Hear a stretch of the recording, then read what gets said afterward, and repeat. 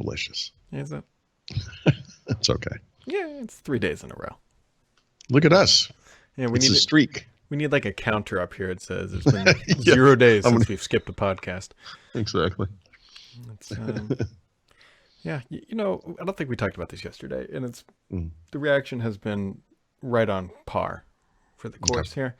Facebook announced their whatever Libra digital currency, which I can't think of a worse idea. But the reason why it was probably good to wait a day is because I don't know if you've seen any of the headlines that have come out. But just about every government agency on the planet is now looking into this because, I mean, Facebook has a good track record of keeping things private, safe, and secure and not... Well, the thing I like about it the best... I mean, so first of all, I should say, to be clear, this thing is a really good idea. It's just not from Facebook, right? Like, but the thing that's funny about it is facing mounting regulatory scrutiny around the world, Facebook has introduced something that will bypass a key instrument of governments. Yep. And it is, I mean, it's really ballsy, you know, in one sense. So I like the idea. I like the idea. Well, the other good thing that Facebook did, and this will just float right up that regulation creek, is if you remember a year ago, they banned all advertisements of cryptocurrency on their own platform while they were in development of their own cryptocurrency. Yep. Yeah, there was an interesting discussion of monopoly and antitrust with regards to big tech in the New York Times today. And it kind of answers one of the big questions that people, you see this on our site in the forums, you see it on Twitter all the time. You know, they'll say, how exactly is, and then insert name of company, a monopoly, right? So how is Apple a monopoly? And as it turns out, the bar for monopoly is 50% market share. So it's one of the bars, right? It's not the only, you know, so, but a lot of people say, you know, they don't have, you know, whatever it is. And it's like, well, yeah, actually they do. So, of course, size factors into it. Apple controls an audience of, you know, 1 billion users. They don't provide, you know, whatever, but you know, we go on and on about Apple. But Facebook, with regards to Facebook, I mean, is Facebook a monopoly? Yeah, very obviously they're a monopoly. And you know, it's kind of cute. It's like it was, you know, Bill Clinton did this, and Bill Gates did this during his deposition in the first antitrust trial, and actually did it in other trials before that in the early '90s as well. But you know, you get into these cute things where you try to define terms. What does the word "the" mean, or what is, you know? This company. I don't think they're going to make it. I think you're right. I mean, there's got to be a big change. Yeah, they're pretty tone deaf, right? Everything that's going on, and then yeah, that's exactly right. Belligerent, one would say. You know, this was Microsoft's problem, especially in the U.S. antitrust trial. They were so arrogant and belligerent. You just wanted them to be slapped around, you know. And this, you know, like I said, it's funny because it's actually a good idea. Kind of like integrating a web browser with Windows seemed like a good idea for performance reasons, security, whatever you want to say. That's on the face of it, you know, but there's a kind of a deeper strategy thing going on here. And end game around governments. I don't know. Is that what you want to be doing when you've already made some people angry at your company and be like, meh? No, I know, it's crazy. So, yeah. Actually, on that note, I don't know if you saw this headline. There were activists calling on Google just to break itself up before the government does it for it. And it is kind of an interesting thing. Google is this company where, well, you know, Alphabet is the company now, but it used to be Google, and they had these side bets that were kind of subsidiaries, and then they restructured so that each of these is a separate business unit. And I don't know the exact number. I'll have to make it up. But, you know, in the most recent quarter, Google accounts for over 100% of the company's revenues, right? And, not revenues, not profits, I guess. Yeah. Because they don't, you know, these other things just lose money.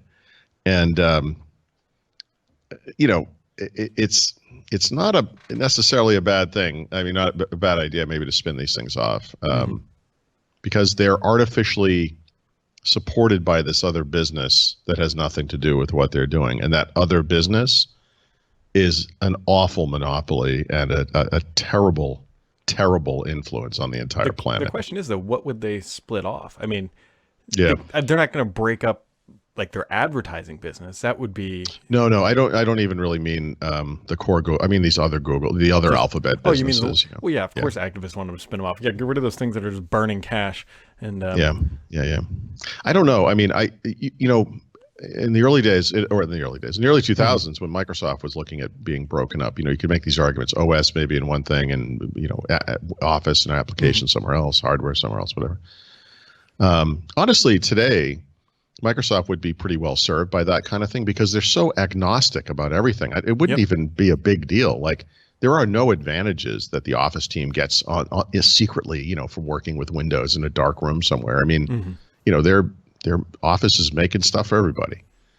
And it's funny because in some ways it is the company, I think, that the courts envisioned, 15, 20 years ago. Yeah, so if you look out all right too, their most valuable company in the world as the day of this podcast. Their stock price is that through true? the roof. That's nice. They're number one in terms of market cap, and they're the only one who aren't at least rumored to be under. There's no way they're going to come under scrutiny. There is just no way. Yeah, I don't know. This company has done all the right things for that. Yep. They really have. Mm-hmm. You can look at Apple or Google or, Facebook, whatever. Amazon, and too. Amazon. Yes. Oh my God. Amazon, of course. Amazon is, can you imagine like Amazon's digital services? Try to imagine those things existing if Amazon, the retailer, didn't exist, right? They would be non-events. They are kind of already non-events, many of them. But I don't know. Google, that's a tough question. I don't know. If you look at Google's businesses, do you split off? If you split advertising from the rest of the company, I mean, much of the rest of the company would cease to exist, right? I mean, I think. It definitely wouldn't be the force that it is today. That's for absolutely sure. So that's what you're trying to stop. They have this one dominant product, and they were able to get into email and calendar and photos and Android or mobile devices, which now they dominate too. I mean, they have these they have these monopolies that give them a very unfair advantage in these add-on products and services, right? And Microsoft, Microsoft Google is a good example. Microsoft has created these businesses for office productivity and servers and hybrid, solutions, cloud services, whatever. They sell them. They just sell them to customers. Here's the thing, you pay for it, and whatever. And most of Google stuff, I know G Suite is an exception, but it's a small exception. It's like, it's free. Yeah. I mean, it's how do you make money? It's not through volume. Yeah. It's through advertising. Yeah, and that's really the only thing they could spin out. What initially went through my mind, it'd be interesting if maybe they spun out Android, right? Or Android and Chrome OS and put that Android's into its already, own thing. And but it's already dominant in its own way, isn't it? I mean, what are you stopping? Would that company even survive though? Right.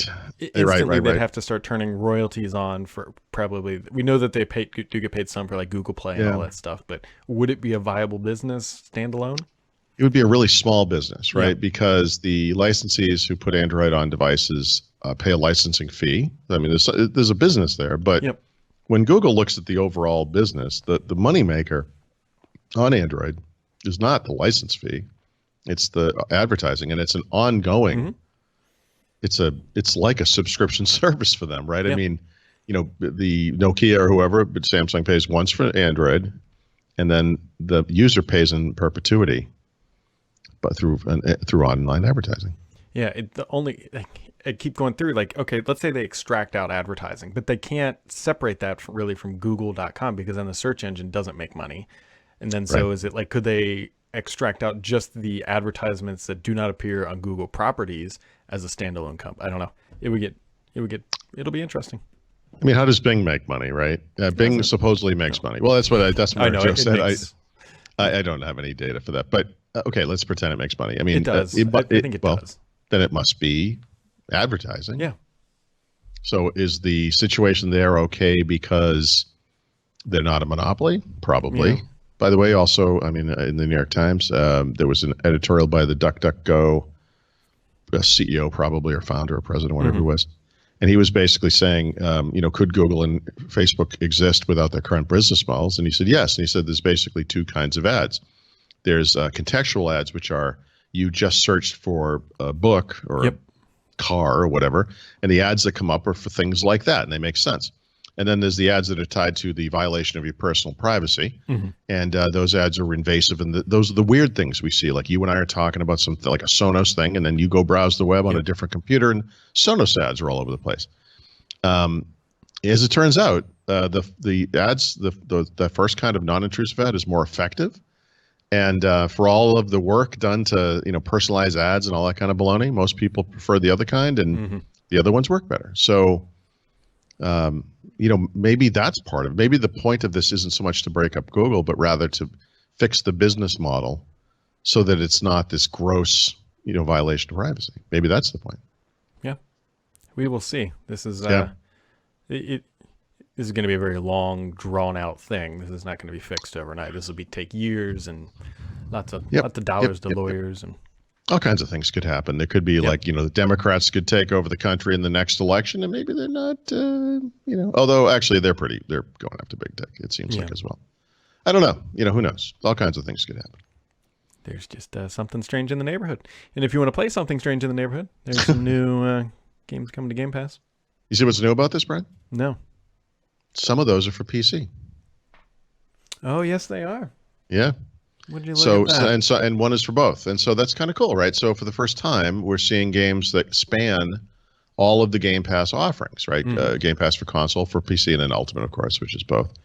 So I thought that was kind of that kind of made this interesting. It's really only 4 games, whatever. But second half of June, they always do like a first half, second half thing. For our audio listeners, that's Resident Evil, Rare Replay, Torment, Tides of Numerna. I don't know. Yeah, and then a Goat Simulator. A classic. Also, by the way, I don't know if you saw this, but I don't think they've ever done this, at least not explicitly in a blog post. I could be wrong, but this is the first time I've seen it. They actually listed the games that were going to go away from Game Pass at the end of the month. And this is one of those things that's like the weird part of Game Pass. I mean, they often trumpet the stuff that's coming in, but you'll notice they've never really raised the number of total games they have. I mean, it probably does fluctuate. It's over 100, but it's not like it hasn't gone from like 120 to 150 to 170. It's It's still over 100. And the reason is some of these games go away each month as well. So I appreciate them being transparent about that because a little side tip. In fact, I'll probably use this on Windows Weekly again today because I'm lazy. But if you are playing a game that is going away, which I think is nice to know, as a Game Pass subscriber, you can buy that game for 20% off while it's still on the service. So if you want to keep it forever because you want to keep playing it, you buy it now, not after it leaves. And so that's a good reason to know that the game's going away. So I wonder if that's the business model that they pitch to these guys. Be like, hey, come put your game on Game Pass for 60 days or whatever. And then, it's an older title. You're not really selling well. And then look, after Game Pass expires, we've seen an uptick of like 10% sales once it's out of Brad, you're amazingly smart sometimes. Thank you. That's that's good. That's insightful. I think you're right. And the other thing that's interesting about what you just said is when you think about Microsoft's game studio games that are always in the service, right? All of them now, day and date and so forth. In a way, because Microsoft doesn't have a monopoly, right? They're able to tie their own offerings to the service to get people to subscribe to the service, right? They're really doing the same thing that Apple's doing with whatever services they have, what Google's doing, I mean, it's the same thing, but of course Xbox doesn't. I mean, there's probably some tiny number of users, relatively speaking, that are using Game Pass, so it's not a problem, but it's kind of a neat benefit for people who want to stay in the ecosystem. So that's interesting. Yeah, I've always just wondered how they actually pitch this, because it's like, hey, come offer your game for free. So then I was trying to figure out, do they get like $1 if someone downloads their game during the Game Pass, or well, this may feed itself. They must provide statistics to game makers and publishers and say, look, whatever title was on the service for 60 or 90 days, whatever the time period was, this thing saw this kind of usage. It was way better than it was before. And then when it went away, X number of people bought it, and they saw a little spike of purchases. I mean, it's a system that makes sense. Now that I'm thinking through it in real time, it's a little bit like remember movies used to be distributed in a certain way, like it would hit DVD at a certain point in VHS, and then it would go to like the premium cables channels, and then like a year or two later, you'd see it on ABC on Sunday night or something with commercials, right? It's a little bit like that. It has a different kind of a life cycle that you can choose to do or not to do, I guess, as a game maker. Choose your own Game Pass adventure, actually. Unless you're an Xbox Studio game, which you're always in Game Pass day one. Yeah, which is fine. I think it's cool that they're doing that. That always guarantees something. And Microsoft is obviously on the outlook for high quality content and good studios and all that Yep. kind of Yeah, I was stuff. gonna say, they're So, just buying up studios left and right. yep. After ignoring them for 10 years. Oh, I didn't say that. Um, oops. Yeah. Yeah. Interesting times. You got anything else for today, Paul? No, there's actually a bunch of new stuff happening. I'm going to try to pump out much of it as I can. There's stuff I've put up a couple of things, but there's more going on. Let me see if any of this is important enough to mention. The activist thing I already mentioned. Apple is looking at moving a bunch of their capacity out of China, right, in case stuff goes wrong there. So there's more stuff to come, I guess. I don't really have anything dramatic, but there's a new Kindle Oasis that does display temperature stuff at night, so it's warmer rather than colder, so it's better for your eyes. Get the blue light specials that Kmart used to offer. Exactly. Fantastic. Fantastic. All right. Well, that wraps it up for today, folks. We'll be right back here tomorrow, and have yourselves a wonderful Wednesday.